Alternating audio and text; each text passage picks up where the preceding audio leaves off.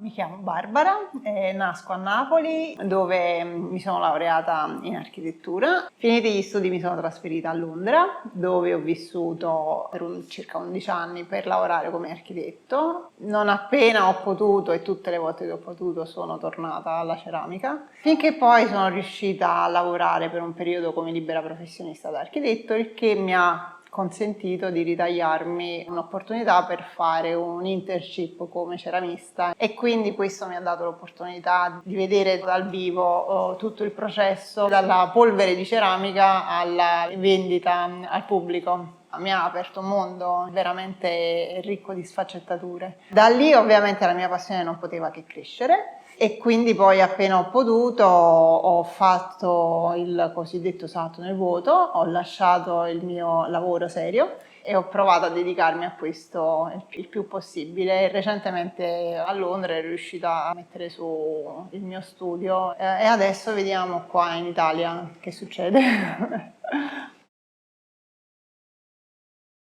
L'aspetto principale del mio lavoro è che io mi occupo principalmente di tableware, almeno così è stato fino adesso. Avendo questo background come architetto, sono sempre stata molto vicina al mondo del design e parallelamente mi sono sempre piaciuti i lavori manuali. Quindi le due cose si sono spontaneamente unite nella ceramica applicata al tableware e quello che caratterizza questo tipo di lavoro è la ricerca di forme essenziali e finiture naturali e creare un'atmosfera molto rilassata, nonostante io ricerchi finiture un po' speciali. Quello che mi piace è non applicare nessun tipo di decorazione, ma creare un'estetica che sia il risultato dell'incontro tra la materia e la forma. Quindi c'è tutto uno studio sulle argille e sugli smalti per individuare la mia nicchia di appartenenza, perché con la ceramica si può spaziare veramente in tutte le direzioni, ma quello che interessa a me è qualcosa di estremamente ristretto in realtà. Questo è quello che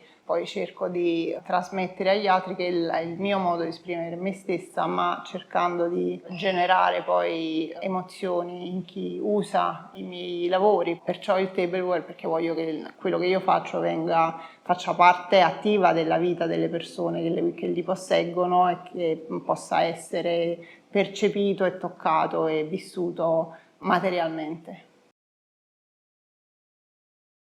Il progetto Manifatture Tabacchi l'ho incontrato accidentalmente online cercando uno spazio per questa cosa della ceramica, mi ha subito affascinato sia da architetto sicuramente per il sito urbanistico architettonico che per il concept alle spalle. Il mio pensiero è che ci vorrebbe un progetto di questo praticamente in ogni città, perché è assolutamente un posto vitale per la città e per chi ne fa parte dall'interno.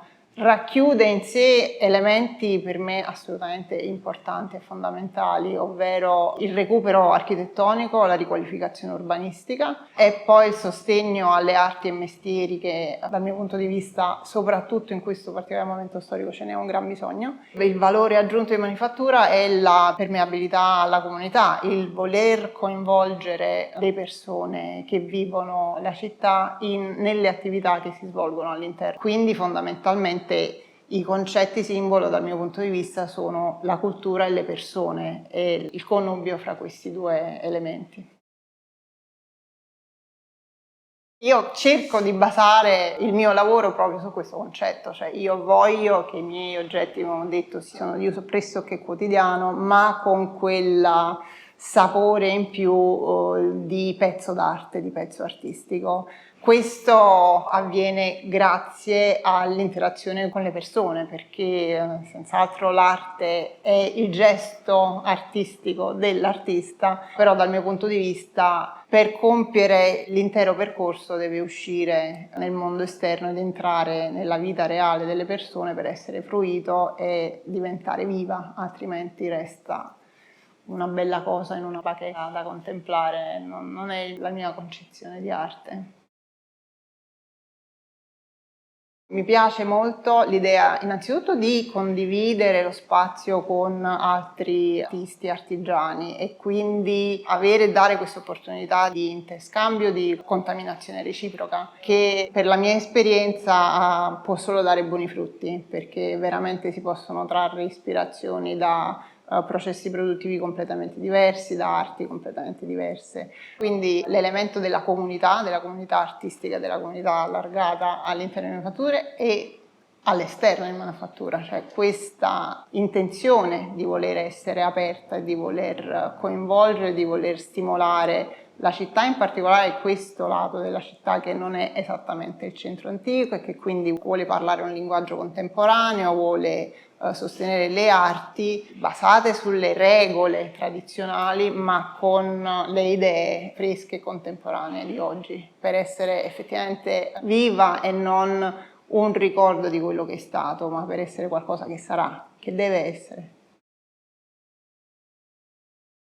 Qualcosa che mancava, di cui ce n'era necessità. Da quello che ho visto finora c'è una reazione fortemente positiva a questa cosa. È affine a qualcosa che a Londra sicuramente esiste e anche lì è estremamente molto apprezzato, anzi non ce n'è mai abbastanza in realtà. Ci sono liste di attesa lunghissime, sono sempre molto frequentati dal pubblico, c'è sempre grande richiesta in tutte le direzioni e grosso interesse. La differenza qui è che finora è molto ben strutturato, c'è una visione. A Londra ci sono questi spazi, ti danno lo spazio e poi più o meno sei un po' per conto tuo, sei per conto tuo come artista e sei per conto tuo come utente esterno se vuoi interagire con chi è dentro.